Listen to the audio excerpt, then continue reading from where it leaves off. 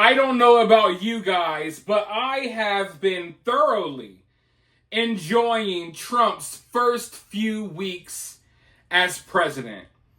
But the sad reality is that this is going to last for a very limited time. We only have about 4 years of this, folks. And instead of waiting until the last minute to find out where we're headed next, who are we going to support next, it's time to start that conversation right now. Some of you all may think it's too early, but it's not. The conversation starts now. And after what I saw today at the White House, and this little exchange between Trump, J.D. Vance, and Zelensky, I will just come out and say that I think J.D. Vance made a very strong argument for why he should be president in 2028. Because J.D. Vance handled today's little debacle, today's little debate, today's little confrontation, whatever you want to call it. J.D. Vance handled it better than just about anyone that I can think of in politics. And I'm not saying that he handled it better than anyone in the world, but anyone in politics right now, there's not a name that comes to mind that can as effectively and directly make the points that J.D. Vance makes. He's a sharp fella, and he seems to not be afraid to speak on certain things, at least now. I'm not speaking for J.D. Vance 4 years ago or 5 years ago. I'm talking about in the current day. In the current day, what I'm seeing, I like. In the current day, what I'm seeing is possibly the best vice president of my lifetime. But it's way too early to tell. It's only been a few weeks. But today, he put Zelensky on the spot. Because this war that's going on between Ukraine and Russia, it's horrible. And I don't think people realize how horrible it is. Ukraine is forcing people to fight in this war now. They are forcing people on the front lines. They are taking amputee victims who just lost limbs and they're throwing them back on the front lines. A lot of the men out there fighting for Ukraine are old enough to be my dad. Okay? A lot of the soldiers out there are old enough to be my dad. And they're rounding them up and throwing them on the front lines like cannon fodder. I kid you not. There's videos if you do not believe me. Ukraine has people with Down syndrome out in the trenches fighting the Russians. There's a lot of evil, what I would say is illegal, stuff going on in Ukraine right now. And J.D. Vance called it out right to Zelensky's face. And Zelensky did not take kindly to it. Let's go ahead and roll this clip and then I'll be right back with more thoughts. I'm talking about the kind of diplomacy that's going to end the destruction of your country. Yes, but if you are not Mr. President, with respect, I think it's disrespectful for you to come to the Oval Office and try to litigate this in front of the American media. Right now, you guys are going around and forcing conscripts to the front lines because you have manpower problems. You should be thanking the President for trying to bring an end to this conflict. Have you ever been to Ukraine that you say what problems we have? I have been to. Come once. I've actually watched and seen the stories, and I know what happens is you bring them on a propaganda tour, Mr. President.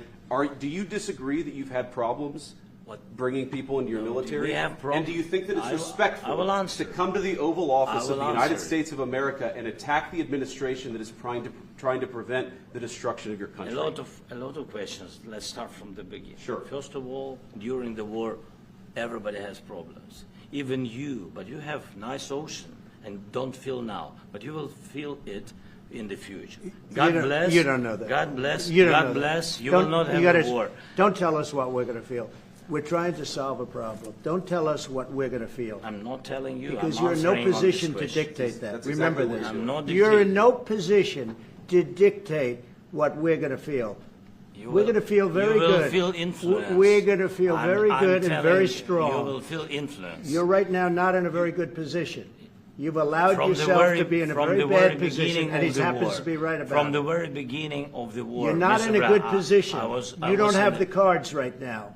With us, you start having not playing cards. cards. But right now, you I'm don't. very Yeah, you're playing serious, cards. Mr. President. You're I'm playing very cards. serious. You're gambling I'm the with the president lives in of war. millions of people. You think- You're gambling with World War III. What do you think You're about? gambling What with do you World think War about? III.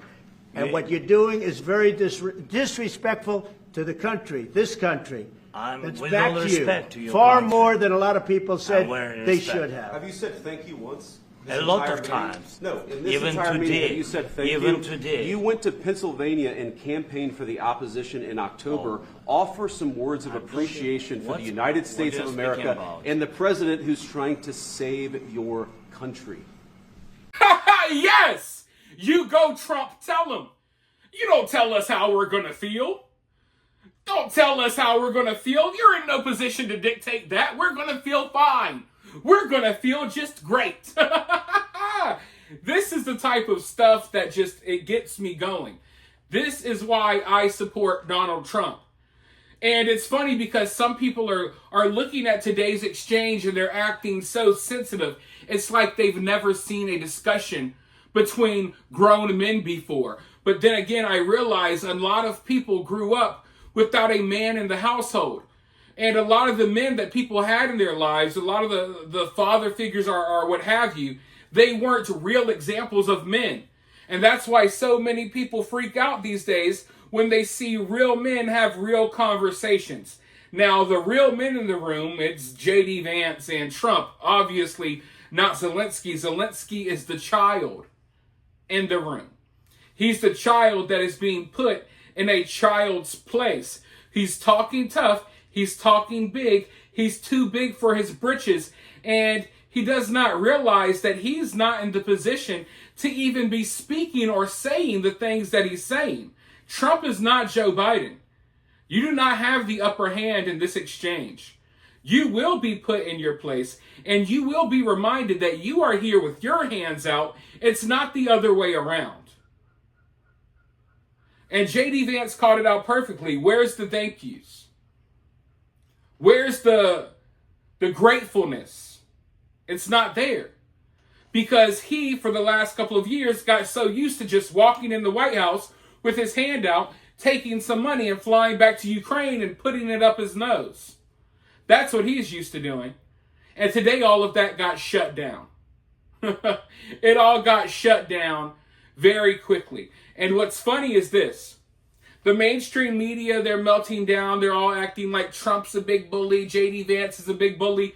That's what I want. I want my president to be somewhat of a bully when it's necessary. That's what I want.